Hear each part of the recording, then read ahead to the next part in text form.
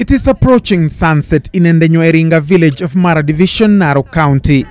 Father and son are approaching the village ready to drive livestock back into their sheds. Back in the house, the mother is struggling to light up the flickering tin lamp under the cover of total darkness. This is the daily routine each evening as the sun disappears beyond the horizon. But Mama Nalatwesha Sengeny knows this is the last day she will have to be bothered this much while trying to light up her mud-plastered house. The reason? The engineers are back. 5 grannies have just returned to this village from India after a 6-month training course in solar engineering. And lest you doubt, they even have the vocabularies to prove it. Dayon, transformer,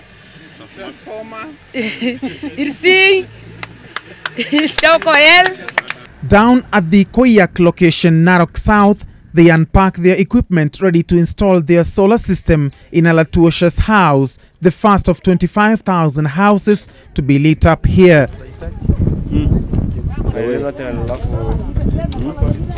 Soon, it is a race against time to assemble their gadgets just before darkness falls. Each of the 5 grannies has a share of the work at the makeshift workshop outside the house. The language is a mix of the local dialect and a cocktail of English and an Indian tongue. The rest of the village watches in amazement. This would have been very easy for men. Once they learn the skills, they will go into the towns and they'll be able to earn a living out of that skill. So to keep the skill within the community, we decided that we need, with the community, we need to train women and grandmothers for that case, because they also already have a responsibility back home. Lady 1 is trimming the cable heads.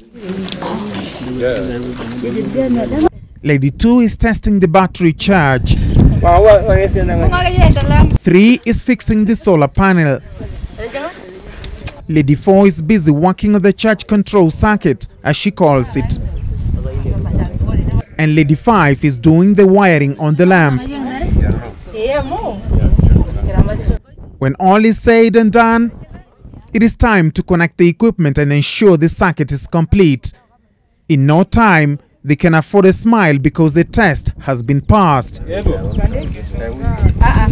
The challenge now is to safely transfer this working system into the house before the blanket of darkness engulfs the village. 2 of the solar sisters, dressed for the job, make their way to the rooftop. Working. Okay.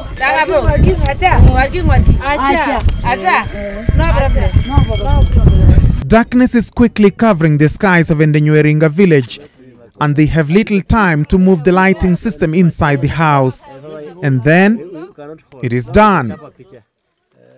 Nalatwesha's granddaughter can't wait to peruse her books under the new smokeless brighter light. Sisi tunakuanga na shida sana ya macho kwa sababu ya hiyo koroboi. Hiyo harufu ya mafuta, naharibu kifua na naharibu macho. Tunapatanga ugonjwa mbalimbali tofauti kwa hiyo nini. Tukuhakisha hii hakuna harufu itaweza tokea. Hata hiyo mwangaza hauwezi haribu macho. Kwa sababu hana moshi. Qualification ya kwanza ilikuwa ni miaka, na pia alitaka kujua wale watu ambao hawajasoma, na qualification ya 3 ilikuwa ni kwamba lazima awe ni nyanya, lazima awe na grandchildren. Kwa hivyo among so many ambao waliitwa, mama aliweza kuhitimu. I'm proud of my mother very much. The government-sponsored rural electrification program has been hailed as a major milestone in enhancing social and economic growth in rural Kenya. However, in this part of the country, it remains a pipe dream. Actually, most of the tourist camps rely on solar energy to provide lighting and electricity to their clients. And that's why the 5 barefoot solar engineers have been charged with the responsibility of transferring that concept from the camps into their villages, commonly known as manyattas, and it seems they are quite capable. As the moon rises into the skies of Narok County, the 5 solar sisters break into song and dance, a sign of satisfaction that they have successfully lit one of the 15 manyattas each is required to install by year end.